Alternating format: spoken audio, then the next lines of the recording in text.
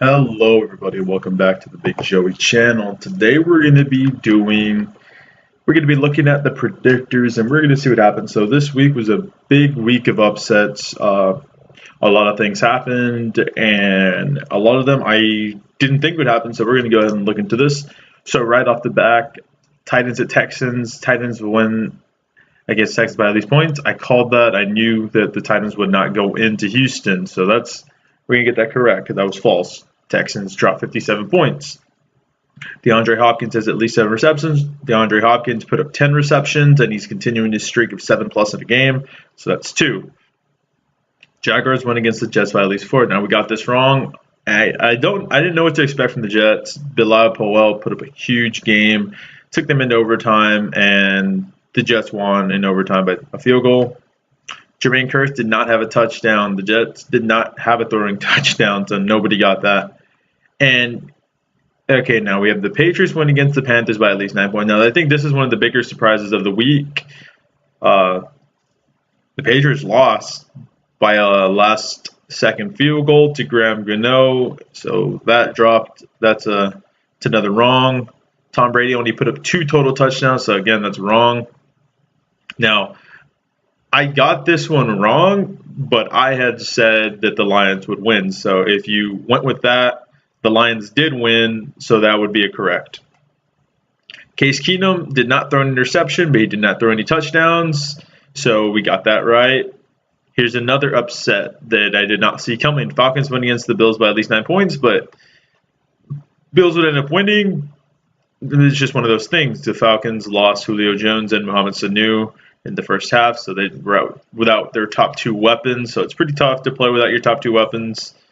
So Bills ended up taking that game. Next, Falcons defense has at least 2 sacks. They actually had 3 sacks, so we got that right. Steelers went against the Ravens by at least 3 points. Steelers tore up the Ravens, so we get that right. Joe Flacco has at least 250 passing yards and 1 touchdown. Well, Joe Flacco fell 15 yards short of 250. He threw for 235, and he did have 1 touchdown, but that is an incorrect. Ravens went against the Browns by at least 3 points. The Bengals did destroy the Browns. I thought that'd be a closer game. I can't really tell with Andy Dalton how he's going to play because one week he looks terrible, one week he looks good. I say that the Bengals might be on a positive slope after they fired their offensive coordinator. They're looking better. They're taking more strikes downfield. Andy Dalton's playing better. But we'll have to really see how the Bengals do. And we'll probably look at this next week. If they take another W, they might be more consistent towards sloping upwards. But until then, I'm kind of on the fence about the Bengals. Andy Dalton has at least 300 passing yards. He did do that. He put up 3 touchdowns, 4 touchdowns. So, boom, that's a correct. Here's another upset that I was happy that I called. The Cowboys went against the Rams. I said they would not win. I said if it was a game, it would be a close game or the Rams would win. The Rams did win, so that's correct. Dez Bryant has at least 6 receptions or at least 100 yards. I said yes to that because I thought he would get his receptions. He actually fell 1 short of 6 receptions, and he did not get 100 yards, so that was a bummer, but wrong. Eagles win against the Chargers by at least 2 points. Eagles won by exactly 2 points, so that is correct. Keenan Allen has at least 7 receptions or at least 1 touchdown. Despite putting up 138 yards, he only had 5 receptions with no touchdowns, so that is incorrect, which that kind of sucks. He put up a really good game, but just didn't get the ball. Buccaneers win against the Giants by at least 4 points. Buccaneers did win, but they only won by 2 points, so that is incorrect. But Jameis Winston has at least 300 passing yards or at least 2 passing touchdowns. He did both of those things. Jameis Winston showed out against the Giants. He had a great game, and he's giving us 250 coins right here. Cardinals won against the 49ers by at least 7 points, but false on that. They did win, but not by 7. So, boom, that's another. Carson Palmer has no interceptions. Carson Palmer threw 1 interception, 1 touchdown, so we had said false on that, so that's another one correct. Broncos win against the Raiders by at least points. Broncos won by 6 points, but bad news for the Raiders is they lost Derek Carr for 2 to 6 weeks. That's going to be big on these predictors now with Derek Carr out. I think the same thing goes for the Vikings. I forgot to mention Dalvin Cook is out for the season, so it's going to be whether Latavius Murray could step up and take over what Dalvin Cook was doing, and now we have Derek Carr out. So we're going to be looking at those things going forward. Khalil Mack has at least 1 sack. Khalil Mack did put up 1 sack, so that's another correct. Seahawks win against the Colts by at least 13. The Seahawks did win. They bounced back after losing to the Titans in an emphatic victory against the Colts. Jacoby Brissett did not have at least 200 passing yards and no interceptions. He did have 1 interception, so that's correct.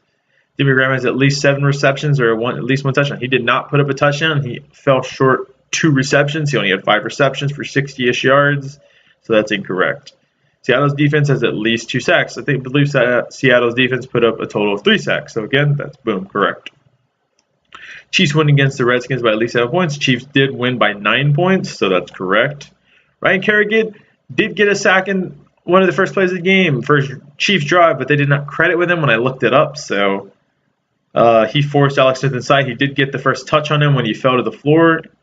Even the announcers called it a sack, but they didn't give him the credit. So that kind of sucks. But it did not count, so he did not get that. Tyreek Hill only had 35 receiving yards. I mean, I don't know how, but Tyreek Hill did not put up that 100. And I was skeptical on that, and it sucks. But that's wrong, so it's another wrong. And Justin Houston did not have 1 sack. He had 3 tackles, but no sacks. So that kind of sucks. We're going to end up on a 3 losing streak, but let's count these up really quick. And let's see what we got. I know this is a better week than last week. So 1, 2, 3, 4, 5, 6, 7, 8, 9, 10, 11, 12, 13, 14, 15, 16, 17, 18. Got 18 right this week. That's a big jump up from 12. So I just want to look at one last thing. I actually just want to look at the team of the week. Have they dropped yet? They have not dropped yet. So sadly, the team of the week has not dropped yet. So that's going to be it for this video. If you guys enjoy my predictors and these reactions, just go ahead and leave a like. Subscribe if you haven't. If you're new to the channel, subscribe. Any little increase in subscribers helps. And, comment how many you got right. I want to see maybe you deviated from one I had, or maybe you got, 19 right because the Vikings won. But as always, thanks for watching. This is going to be Big Joey signing off.